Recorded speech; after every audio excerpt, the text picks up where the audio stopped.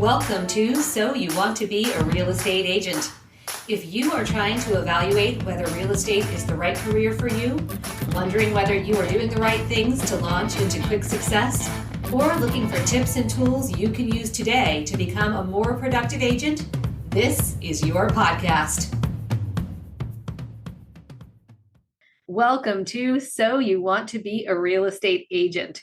This is episode 1 of season 5, and we are calling this episode Success Stories. So I am super excited because I have a special guest today who I'm doing kind of a special project with that I don't think we've talked about on the podcast yet. So we will reveal all of that.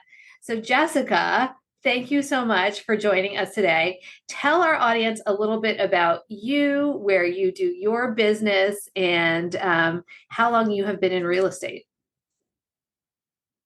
Thank you so much for having me. I'm so excited to be here. My name is Jessica Provencher. I am the managing broker of Allaire Realty office in Bow, New Hampshire.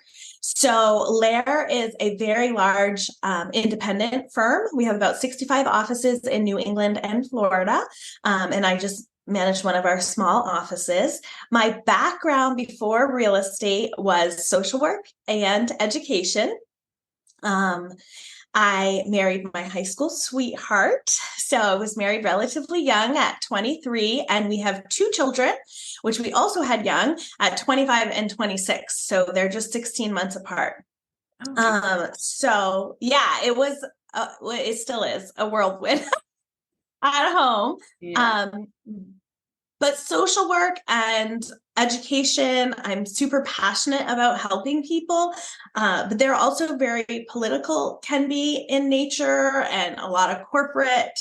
And I found it very challenging to juggle, to juggle 2 littles at home.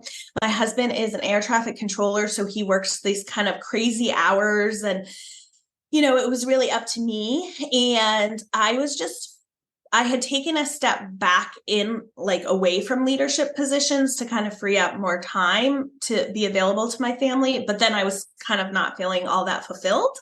And so I had always really been interested in real estate. We bought our first home without an agent. We sold it without an agent. We bought the second one. And so I just thought I knew what I was doing. And I didn't, but I thought I did. And so we had a conversation about giving it a go, and I jumped in. I was licensed in December of 2017, and I did 23 transactions in that first year. So Wow. It just kind of took off, and I love it. I love everything about it.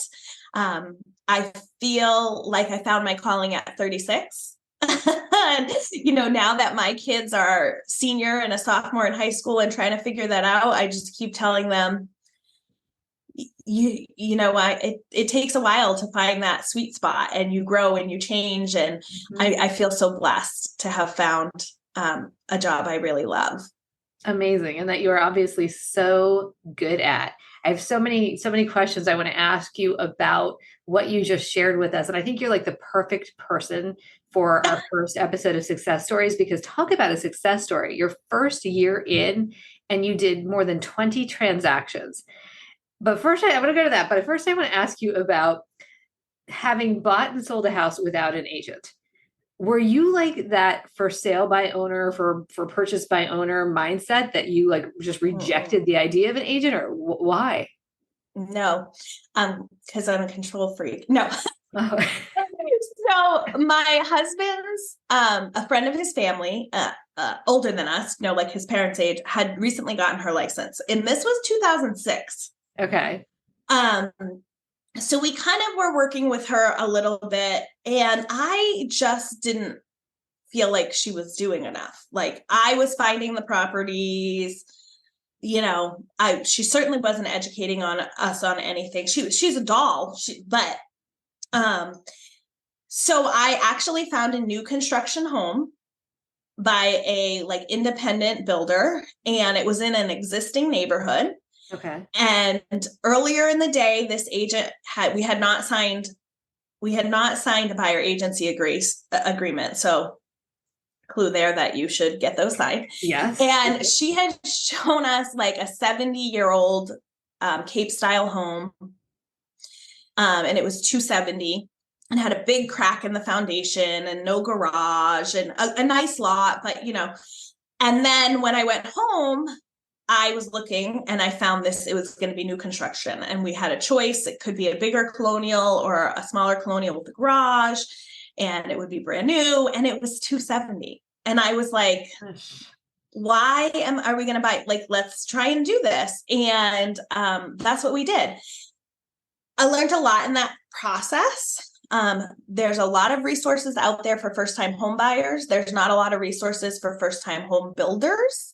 And the builder definitely took us for a ride. And but again, we were 25. I mean, he probably thought, but we moved in there, had overextended ourselves financially, and the rates were our rate was 6.625. And the market crashed and we lost $50,000 of equity in 18 months. So we spent 10 years there. And then we sold it for a $15,000 loss 10 years later. So. Oh my gosh. Okay. So lots of lessons learned in that. Yes. Okay. So I'm interested to hear more about the first time like builder buyer. Is that something you bring into your complement of services to your buyers now? I mean, I try. New Hampshire's a very independent minded state. So we have some big developers that kind of have their ways. But we do have a lot of one-offs, a lot of builders doing just one home or something. And then we also have a lot of home buyers that just want to build their own. They want to get a piece of land. And that path is very different. It's different for financing, it's construction loans, carrying costs. So I don't know that I would call myself an expert, but it's certainly something that we discuss. And building has been hard the past couple of years, especially with supply chain issues during COVID. And yeah. But it's interesting. And it's something we really haven't talked about on the podcast before, is dealing with new construction and helping buyers through that process, having had that experience yourself. Because while we are in this climate of extremely compressed inventory, one of the things that's happening is builders are grabbing like every single piece of unoccupied property or subdividable property that they possibly can and putting as much product onto those subdividable or buildable lots as they possibly can. And for buyers who feel a sense of desperation because the resale market is so very competitive and think perhaps like, well, there's another option out there, they often don't know how different the builder contract is than the residential resale contract and how much less protective of them that contract is. So 100%. So that's a really interesting lesson you have. And, for people listening out there who are either agents and have not thought about this piece and explaining it to their buyers, it's a really good thing to get educated about. And I was just, thinking as you went through it, what a great differentiating service to have is like buyers of new builds, maybe we call it that, expertise as like a piece of service that you're providing. Because I think also too, a lot of buyers think, oh, well, you can't really do anything for me. And I feel like sometimes builders are like, oh, you don't need an agent, not realizing how much leverage and how much protection they lose, often just by crossing the threshold of a builder's model with the builder's rep. 100%. And a lot of builders here will try and push you out, and say, well, I'm not even going to talk to your agent. And it's like, well, that's a concern, right? If a builder's telling you that should be a red flag, because why wouldn't they want to talk to me? And you don't know what you don't know. And I think buyers' expectations of a new build sometimes are very different. Mhm. They think, oh, because it's new, it's going to be perfect. That's absolutely not the case. They think because it's new, there's not going to be any repairs or expenses. No, there's no blinds, there's no toilet paper holders, there's no it's definitely not. There's no oftentimes there's limited landscaping, Yes. and the timelines. Timelines I notice with buyers and sellers, those are important. When are you getting into the new house? When are you leaving the old house? In new construction, that is very vague. Mhm. Like you have kind of timelines, right? Because there's so many other factors. So setting proper expectations is really important. And just recognizing that what builders are willing and not willing to do are different depending on the builder. I mean, you have true custom homes where you will pick everything. And then we have developers that you pick some things, and so just because it's not built yet does not mean you can put in every HGTV, thing that you see. So it is definitely interesting. Yeah. And back to the piece about the timeline, helping to navigate someone who is already in either a lease or a home that they own, trying to figure out this like variable timeline that, by the way, the builder's contract says they can change at their own whim without any real notice to you and with no penalty to them. But if you miss your date, there's a million penalties for you. 100%. Yeah, it's very, and the financing piece too, completely different animal than with Completely residential different. resale. Yeah. Interesting. All right. Let me pivot you back now to that first year in real estate because I am so fascinated by the fact that you jumped in and how many 20, did you say 23, 26 transactions? Yeah. So I got licensed December of 2017. I was in training from January to March without working with clients. I started working with clients in March, and I did 23 transactions between April and December of 2018. That's insane, Jess. I mean, that is like almost unheard of in real estate. So I have to ask, go ahead. And I was still working full-time till May. What? So I had a full-time 40-hour-a-week job. I had 2 children at home. And I was definitely doing real estate full-time. All right. I have got to unpack this with you because I want to understand what was underneath that success. So the training, first of all, tell me about that because you said you were training for several months without doing real estate. What does that mean? Right.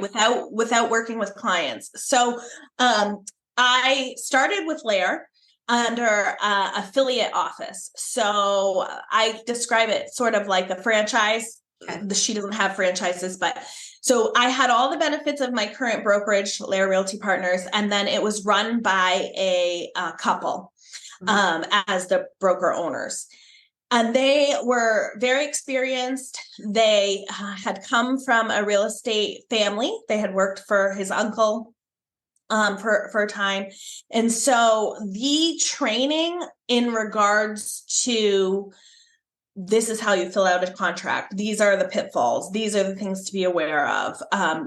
They provided us with top producer. So and they were very you use this. I attended all the weekly meetings, and then they also allowed us to jump into a Buffini class. Uh-huh. So I forget what class it was now, or what they called it, but a full Buffini class early in. So I really had not too many questions. I mean, about the what steps am I going to do? You know what I mean? So, so that was the training. So actually, I was on a team at the time. So I joined on a team. So it was a 50-50, team up to a certain amount or whatever. Mm-hmm. And I kept saying, okay, you can give me leads. And he kept saying, you're not ready. And I kept saying, want to make a bet? And actually I won her over before I won him over. And she let me kind of, she started giving me, the leads that people complain about, right? Like the foreclosure, it's, but I was just so excited and determined to make it work. my very, very first showing ever. So I live in New Hampshire. So like it'll be dark here by 6 o'clock, earlier, the closer it gets to winter. So this was in late February, March. And she did a lot of foreclosures. So there was a foreclosure she had just listed, like out, think like an hour away from town, like in the boonies. There was snow everywhere. And I was meeting 3 different clients, all men, all people I had never, Oh my goodness. foreclosure home, no lights, no water. Right. Like in retrospect, not the safest. That's what I'm thinking. do. Like, agent safety, red alert. But I was so excited. I was just like so excited to get out and do it. And then as I pulled up, I was like, oh. Yeah. It's completely dark. Maybe it wasn't the smartest idea. Wow. Okay, so those were your first showings. Those were my first showings. Yeah, out in the middle in the snow, which was not plowed. Well, that's the kind of like experience that builds real estate character. If you survive it, we do not recommend, but yes, definitely exactly. let someone know where you're going if that's what your first showing is going to be.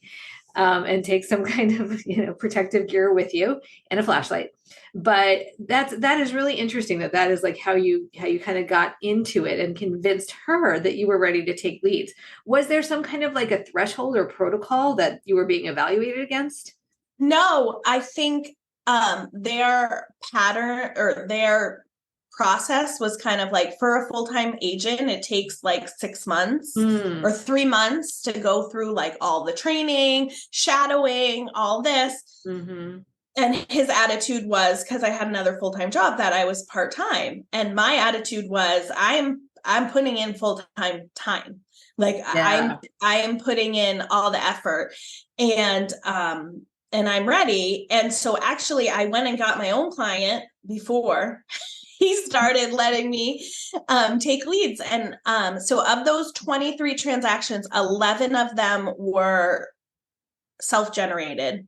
Wow. And 12 of them were leads from the team or open houses or things like that. So, I mean, I definitely felt like that was helpful, to be getting those leads. I'm very grateful. But I think 11 transactions in your first year is pretty good for most people too. So yes, more than pretty good. And that they were self-generated as well. And I know there are probably people out there listening right now who might be on teams who are providing them like maybe Zillow leads or realtor.com leads. And maybe they're feeling a little bit insecure about their ability to self-generate leads. So I want to ask you about what you remember about your efforts to self-generate.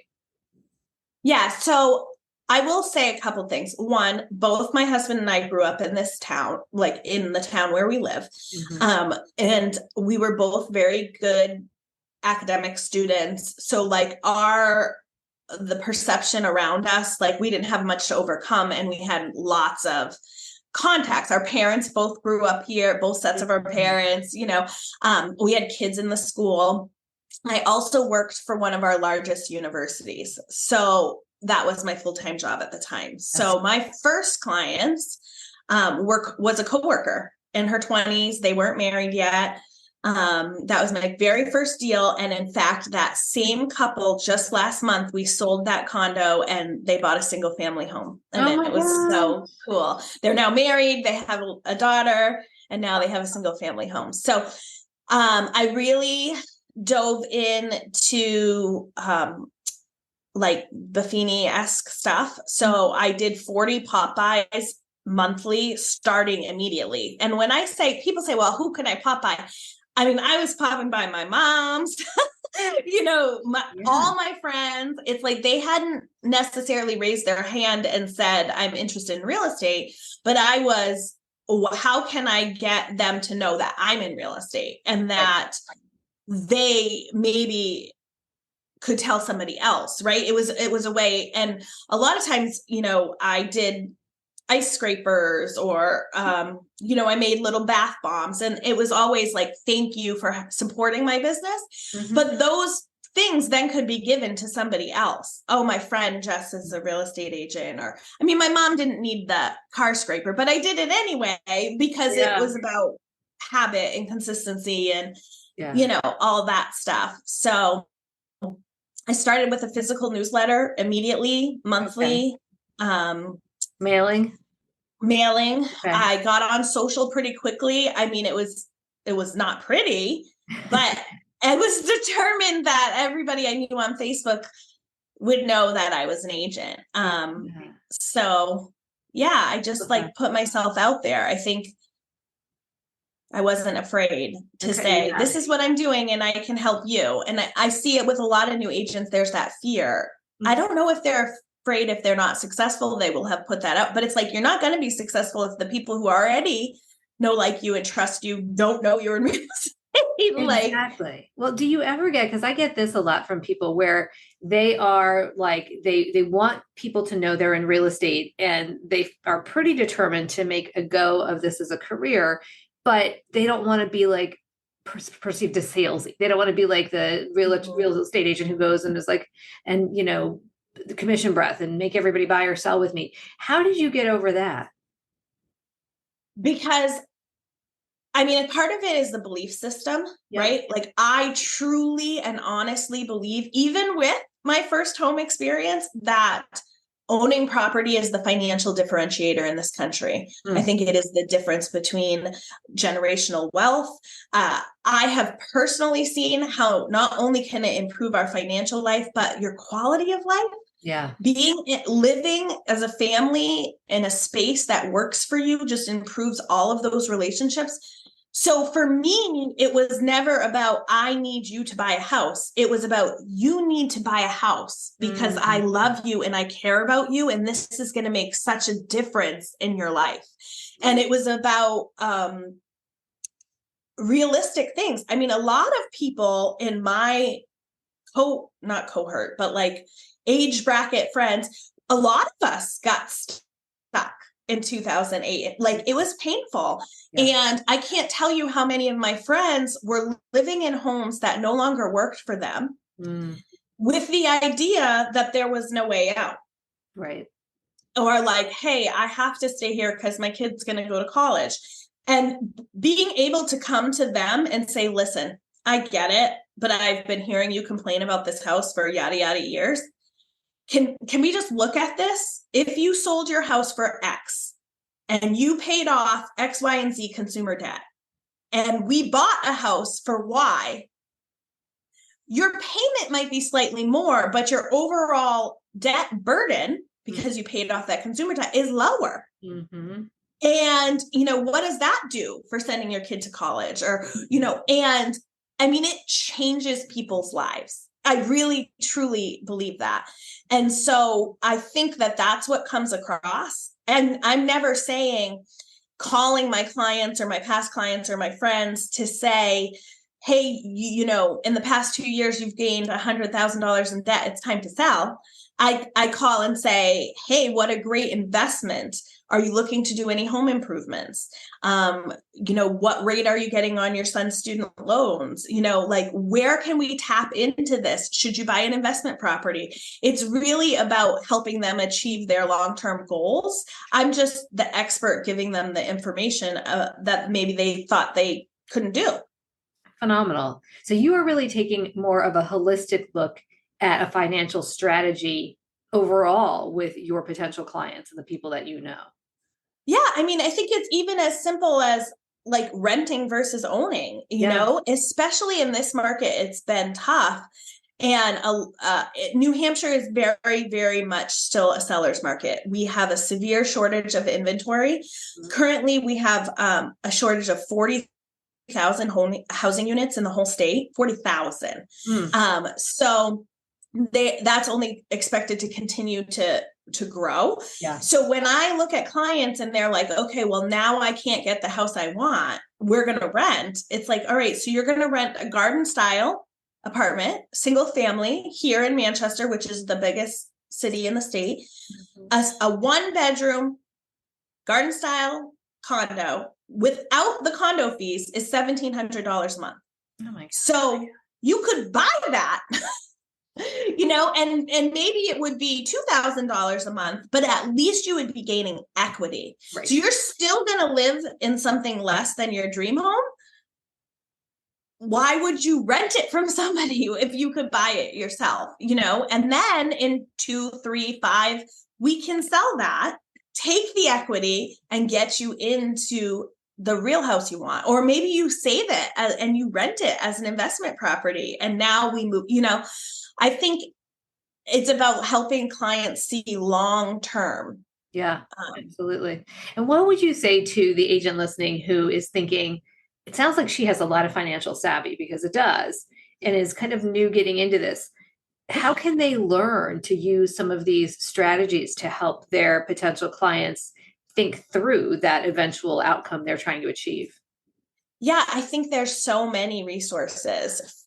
First of all, I think KCM is great. Yep. To really give you factual information. Yep. I think that the MLS is huge, especially if you've been working with a client for a long time that's not moving forward. Mm-hmm. The MLS can really go, okay, look, this is the house we looked at 18 months ago. It was listed for this. It sold for this. Mm-hmm. Or actually, it's easier with condos, and then just be like, this is the condo next door, and now it's going for this. Like, imagine what would have happened. Mm. I think your lenders are super helpful. Yep. I really encourage people to make sure they find creative lenders. And I don't mean creative in the sense of illegal or, doing shady stuff. Right. But I mean, there are lenders out there that if you send a client to them that needs some credit repair, they're like, ugh, that's not what I work with my clients for a long time. And if it requires, I hope that I'm their agent for life. Mm. So if it takes them 2 years before we actually buy, I'm okay with that. Mm. I need the lender to be okay with that too, and be willing to do the work today to set them up for success, not too far down the road. And if you have a lender like that, that lender can really help you understand the value, the improvement. And I talk a lot in sweeping, terms, versus the lender really will be able to tell you, you spend this much on interest or this much on whatever, and this is the real numbers of equity and stuff like that. So yeah. Do you enlist a financial planner at all to help your clients make good decisions? I don't for my clients. I haven't thought about that. I have one for myself. Yeah. Well, I'm sure your financial planner would love some referrals too, but I was just thinking for people who don't really understand how all the pieces work together, or, maybe they have clients who have really never thought about how all of the pieces of their financial life influence one another. If there's a financial planner who we can kind of couple them with, who can help them think through all those pieces, even things like you mentioned college debt, right? Mm-hmm. Thinking about how that can either be a write-off or a debt that's purely something they're going to have to carry. It's good to have somebody else maybe who can help give that wisdom. And if you're a newer agent trying to understand this, and you can kind of shadow a conversation or two, or help have the financial planner help you understand how they're positioning a strategy, then maybe you get a little bit of education there as well. Now, let me ask you about taking you back to like doing those pop buys with your mom, for example. I know there are a lot of agents too, especially those who are dual career. And it sounds like you are fully dual career. Some agents call it part-time. I call it dual career because if you're going to be successful, you have to think about it as you have 2 full-time jobs. One that's really full-time plus, because we all know that to be successful in real estate, you're typically working in excess of 40 hours a week. How did you get that original set of people in your life to begin to think of you as a real estate agent rather than your previous profession? I don't know. That's a great question. I mean, I think I have a personality that's a little bit, what's the nice, gentle way to say it? I'm thinking like positive, bubbly. Yeah, okay, thank you. I was thinking bossy. So I think that I am also just a learner by nature. Mhm. Like I am all about sucking up. I can be, it's almost like that hyper focus that they talk about that some people with ADD and stuff have. Like that's me. I like get into something and I just like am totally immersed. My husband would joke because, you know, when we were getting into our first apartment, I would always watch apartment styling. And then when we were getting married, I was always watching the marriage shows. And then when we were having a baby, you know, the pregnancy stories or whatever. Yeah. I just, so part of what I did is while I was taking my real estate class, I met with everybody I knew in the industry. So lenders, processors, other agents, you know, title company. If I knew someone and I knew they worked somehow in housing, I took them to coffee. I also started reading, podcasting. So like I had a lot of ideas to start with, and then I felt the need to share them with everybody.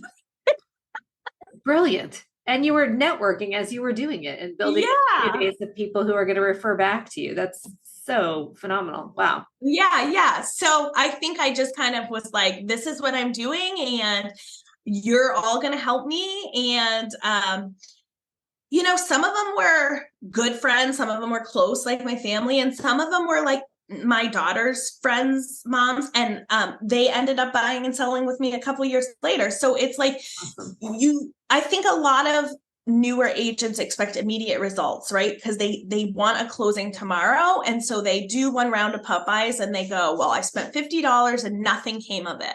Right. And it's like you have to keep doing it. Yeah. you have to do the other things, and you have to layer, and you're building a business, not a year. You have to like be planting seeds that some may bloom in the next month or two, and some might not bloom for a year or two, but they deserve the same level of attention. And you know, I think that really helped me. And I convinced myself, I also hear, sorry, I'm going off, but a lot of new agents will say, well, I don't know what to do with my time. Like I have nothing to do because I have no clients. It's like, no, if you have no clients, your job is to get clients. Yep. So every time I read a book, every time I read a podcast, every time I was making Popeyes, or to me, that was work. I was putting that in the real estate work checklist. So I was so excited to make this happen that I always wanted to be working on it. And so I was always doing something, you know? Yeah. It makes a ton of sense. And I think that helps to think about it. So I want to get tactical with you on the Popeyes. Some of the people listening probably know who Brian Buffini is. Some may not. But just little background on Brian and what he does and did is he teaches how to build a business through referral. And Popeyes is one of like the staples of his the foundational pieces of his strategy. And I remember going to a Buffini event very early on in my career, and he would always say, you never visit somebody without one arm being longer than the other, meaning like you always take something with you. So that was part of your strategy, I'm sure. Do you remember what like the early things, besides you said the ice scraper, and you said you had like a newsletter, what else would you bring to people? And also, what did you say? Love it.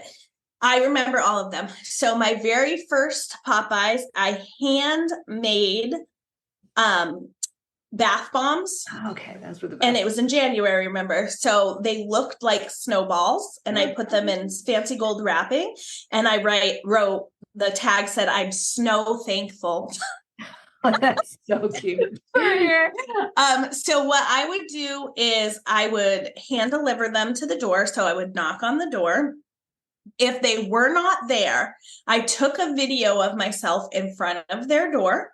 I said, hey, it's Jess Provencher. I'm just bringing you a little something to say thank you for supporting my business.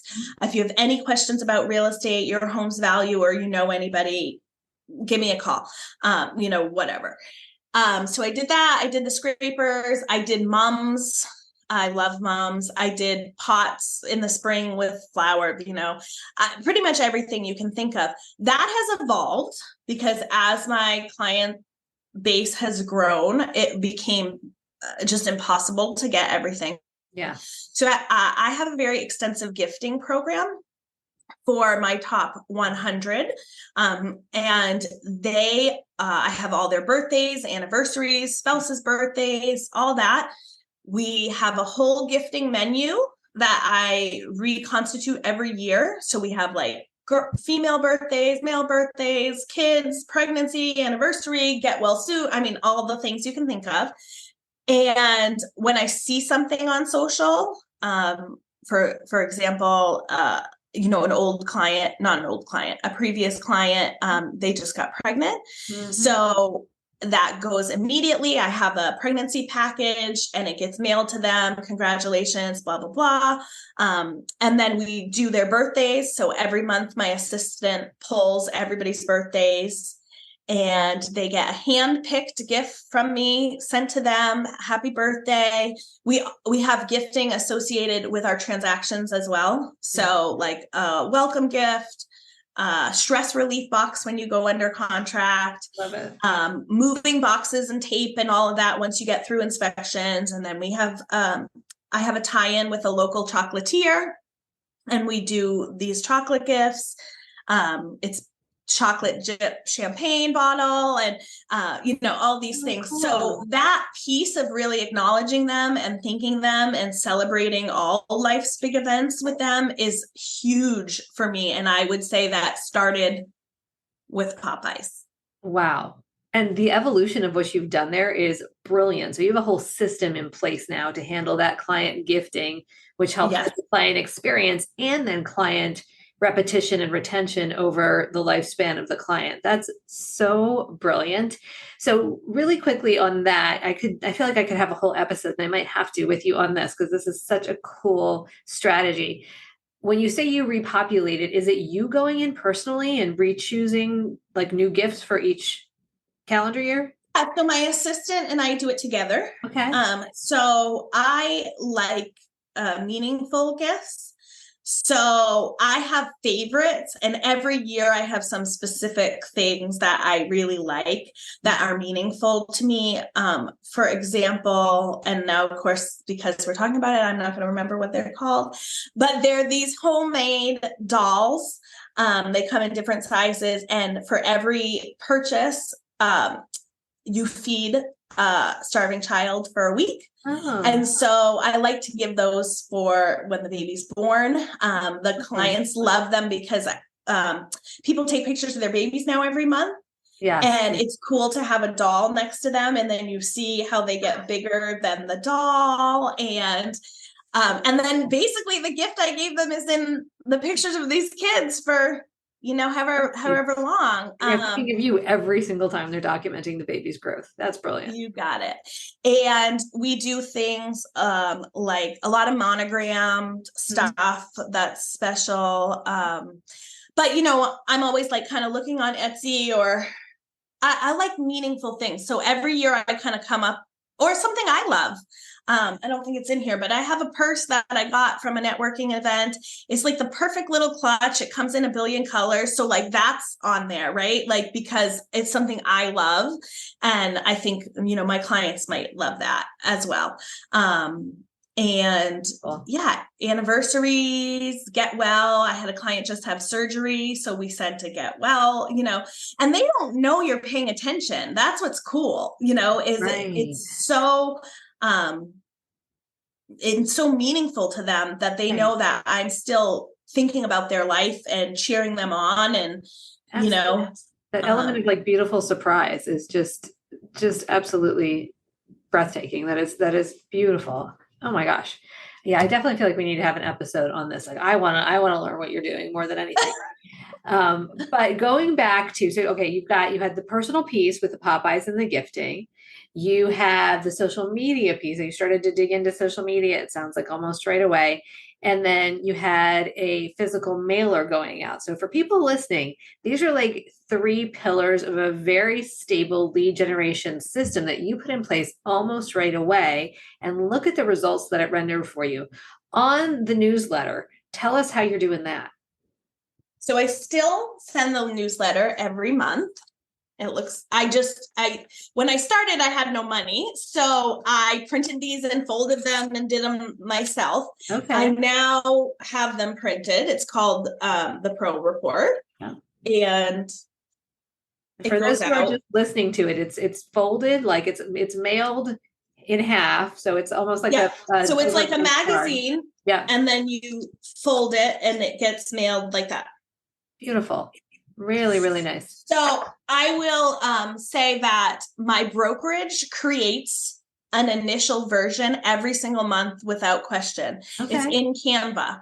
So we then go in, and now originally this was not the case, right?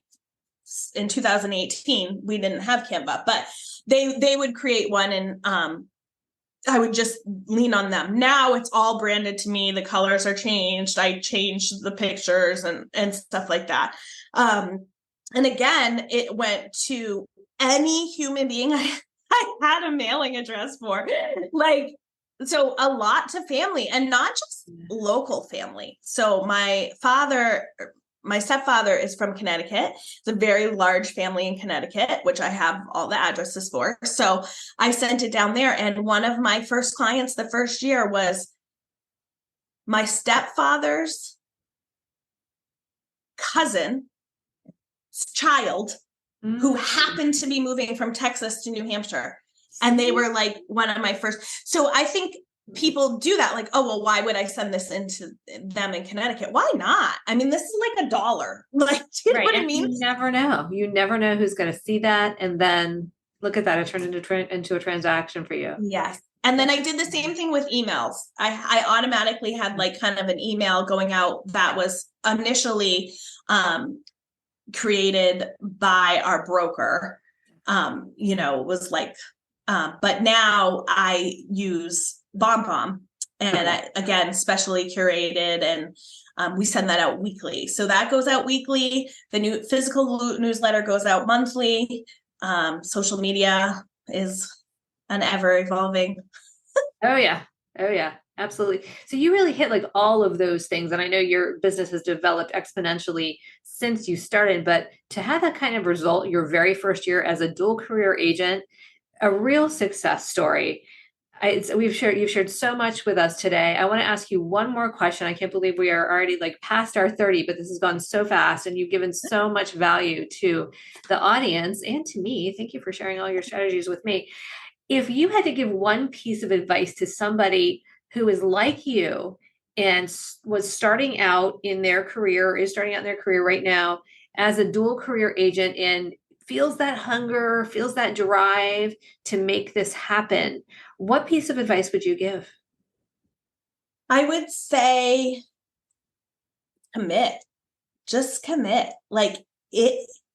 There's no way, if you're doing the actions on a regular basis, that the business won't come. I can't promise you how quickly it will come. But what I can say is, if you are consistent and you commit to doing the actions, whatever they are, whatever fits for you. This is what resonated with me. But if there's something that resonates for you, just consistently do that, and it will come. Don't give up. Beautiful. Beautiful. Oh my gosh, Jess, thank you so much for sharing everything that you have shared today. And the project that I alluded to at the very beginning that Jess and I are doing together, and how we met originally, is we are both in coach development to become coaches. Keep your fingers crossed with us. It is October 18th, 2023, as we record this. We're in phase 2 of coach development. And this is where the kind of the rubber hits the road. We get to find out whether we're going to be invited to become coaches for the Tom Ferry organization. And for both of us, the Tom Ferry coaching ecosystem and organization has been transformative to our businesses. And we believe in it so much that we are excited to try to become the coaches that have helped us get to where we have gotten in our business. So we've learned a ton from each other already, and we'll keep you posted about how our journey goes. But as you can see, Jessica is going to make an incredible coach. She has so much to share. You do. And I mean, your spirit and generosity just comes through everything you do. So good luck to both of us. All right, Jess, if people want to find you, if they want to learn about your business, your team, your future coaching practice? How can we get in contact with you? I am at Pro Homes NH everywhere. So Instagram, TikTok, Facebook, and you can also email me at jessica@prohomesnh.com. I am happy to talk to anyone. I am a big believer and there's plenty to go around. So I'm happy to share anything that I use. And I'd love to hear from you all. Awesome. Thank you so much again for being on the show. Thank you, everybody out there, for listening. Feel free to check us out. We are also going to be distributing this on Audible, so you can find us there as well. Oh, cool. We so appreciate you checking out Season 5. We have lots more to come, and we will keep you posted on our coaching progress. Thank you. And we will see you next time. This has been So You Want to Be a Real Estate Agent. We are so grateful you joined us today.